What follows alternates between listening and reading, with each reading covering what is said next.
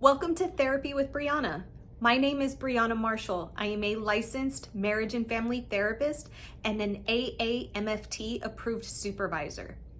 This is the place for you to learn more about how to maintain mental health, mental wellness, and any other issues that pertain to living a healthy life. Today we're going to talk about the best ways to use the legal system when it comes to co-parenting if you are going through a separation or a divorce. So first and foremost, we want to make sure that you are using the legal system appropriately. And that means that you're using it for things like division of custody, division of property, child support, other finances. That's when you need to use the legal system in a separation. There are things people use the legal system for that are not necessary when going through a separation.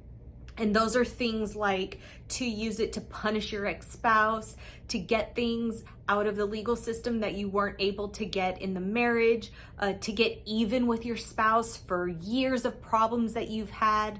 We want to make sure that, divorce is hard enough and that we aren't making it harder on people.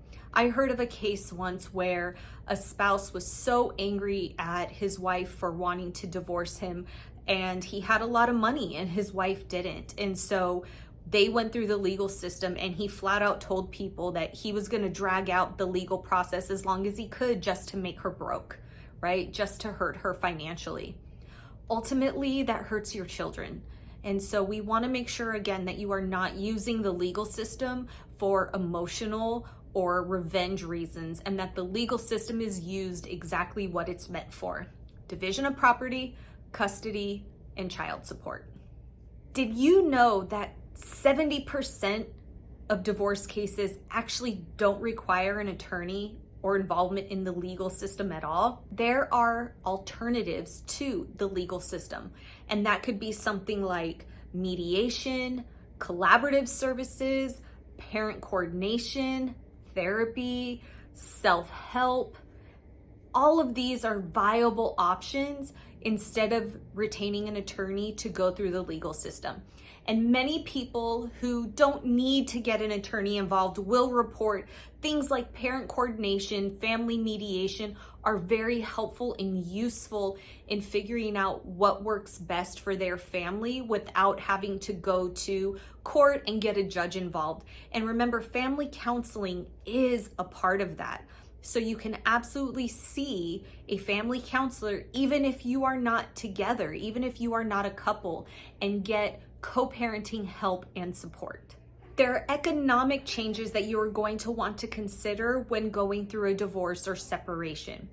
One is that in most cases, a two-income household is now being split into two separate households. So there is one income supporting each home rather than two incomes supporting one home. And because of this, there are often costs that go up. It can be hard financially on families for a little while after a separation.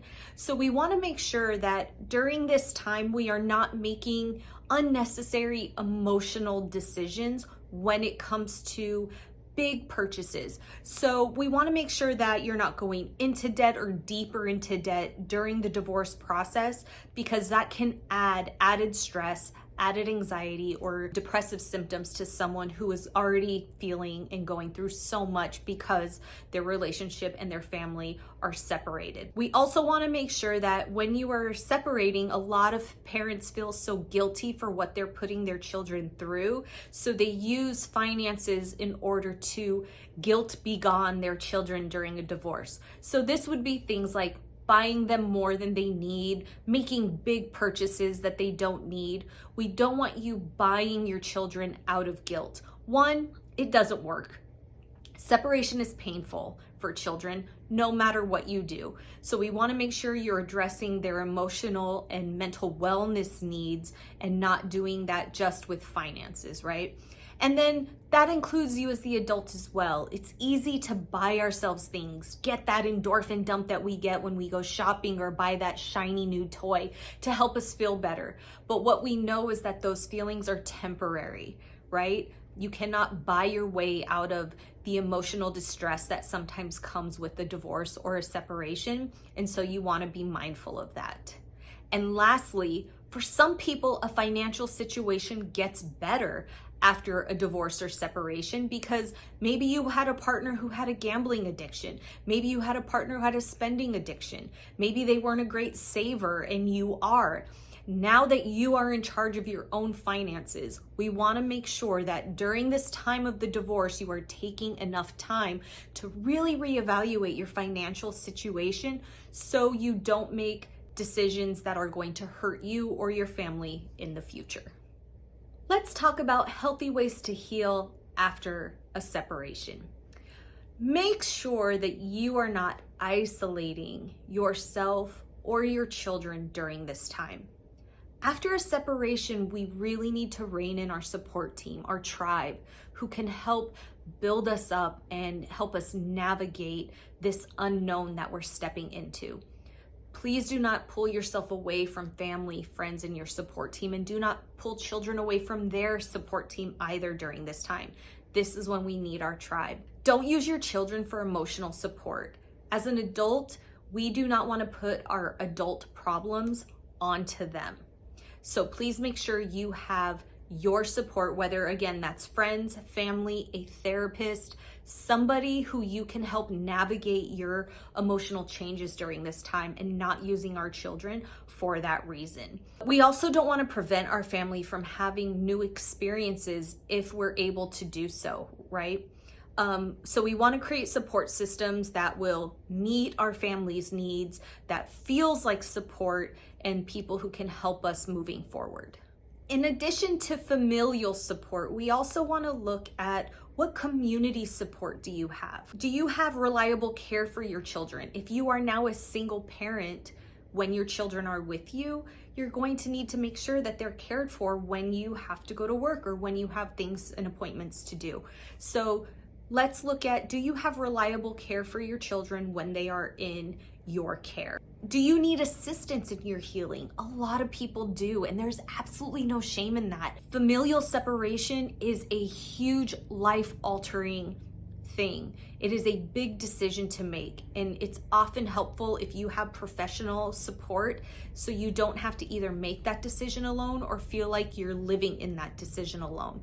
So that could look like therapy. It can look like support groups. Some people turn to their organized religion to help during those times. So you want to, again, take some time to ask yourself, what support do I have outside of my family and friends that can help me during this time?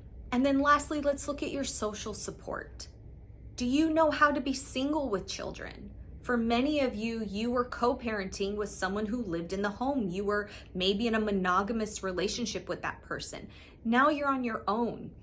Are you thinking of dating? Have you already started dating? Do you even know what it means to be alone and single parent? Some people don't. So make sure after your divorce that you are taking time to learn for yourself what it means now to be a single person with children.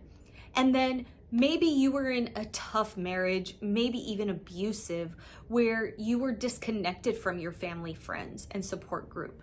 This is a great time to reconnect. Reconnect with healthy people, connect with friends that maybe you've lost touch with who were good for your life, and really build back up that social support if you're lacking it. One of the big mistakes I see parents making or hear them talking about when I work with families who are divorcing is they'll make comments like, well, I only have to deal with this other person until my kid's 18 and out of the house. Here's what we know. Parenting is a lifelong responsibility. And these younger generations are not up and out at 18 anymore, right? The economy doesn't afford them to do that. Living styles don't afford that as much anymore. Kids are not up and out at 18 the way they used to be a few generations ago. So keep in mind, when we're talking about co-parenting after a divorce, your co-parenting is a lifelong responsibility. I mean, just consider all the events that can occur after a child is 18. There may be like school events that you'll have to co-parent with. Activities such as sports, recitals, birthday parties, graduation, maybe high school graduation. What about college graduation? What about grandchildren? You're gonna have to co-grandparent sometimes with this person. And what about those grandchildren's events? Are you gonna wanna be at their school plays, their recitals? This other parent may wanna be there as well. What about when your children get married? Most likely they are going to want both of their parents there for an event like that.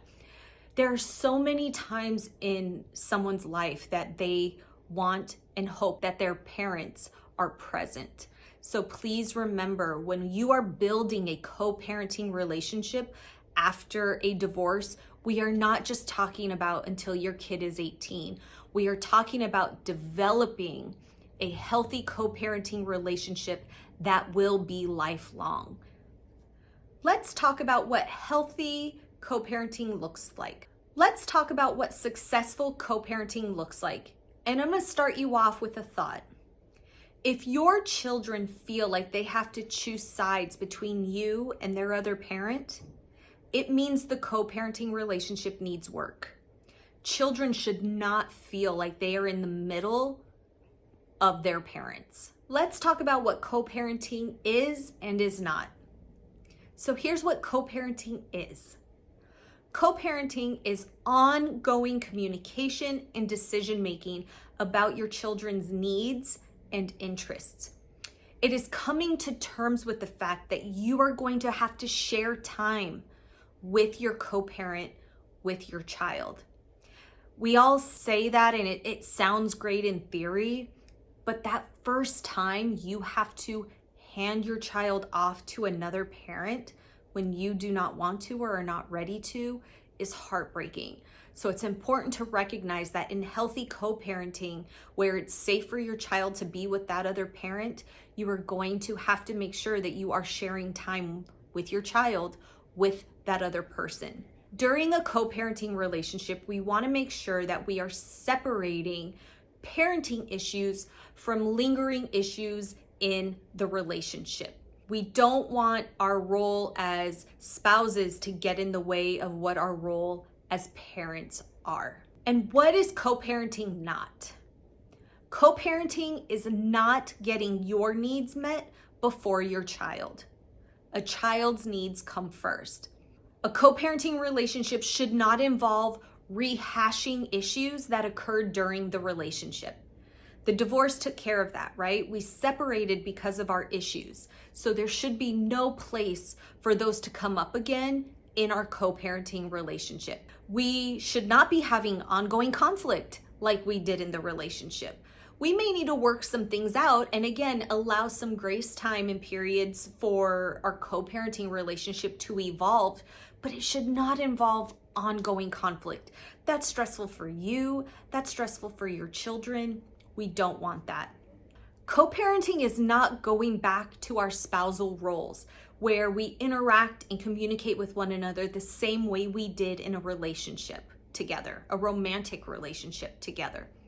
In a co-parenting relationship, we have to learn how to alter that relationship so that we become co-parents now. And we will talk about how to do that in a future video. And lastly, co-parenting is not getting back together with your spouse. It's highly common for co-parents to get to a healthy place where they want to get back together. And look, truthfully, it's your life. You guys get to make those decisions. But let me tell you, as a therapist, I've seen it over and over again.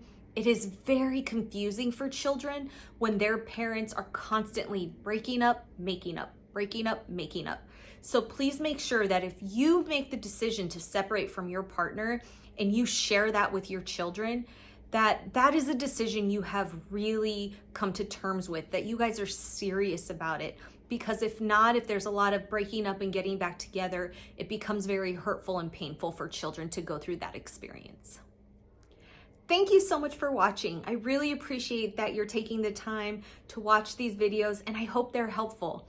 If you'd like to help support this page, go ahead and click that subscribe button, hit that like button, and then in the comments below, let me know what videos you would like to hear me talk about on this channel.